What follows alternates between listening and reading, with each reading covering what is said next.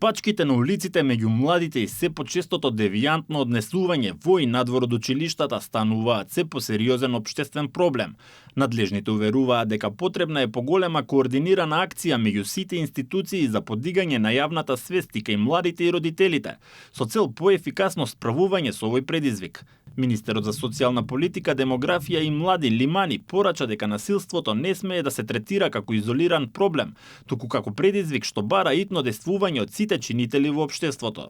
Нашата цел е да действуваме превентивно преку јакнење на довербата во институциите, промовирање на ненасилна комуникација, дигитална безбедност, заштита и ментално здравје и создавање средина во која секој млад ќе се чувствува безбеден и почитуван.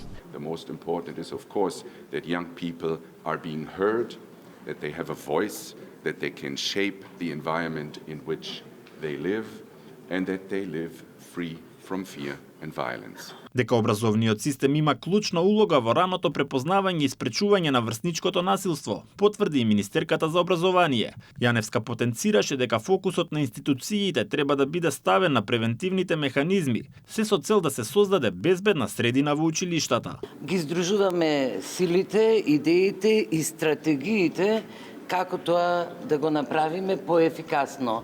Постоело и ќе постои, но нашата задача е дефинитивно заеднички повеќе ресори да го сведеме на минимум.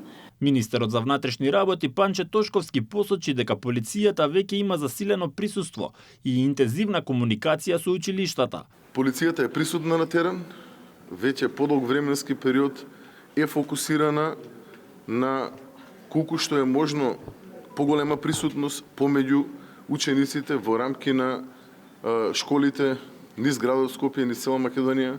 За координирано справување со овој проблем формирана е и првата работна група од Министерството за социјална политика, демографија и млади во соработка со мисијата на ОПСЕ во Скопје, која ќе има за цел да ги зајакне институционалните капацитети во земјата и активно да ги вклучи младите во процесите на одлучување и креирање политики поврзани со нивната безбедност.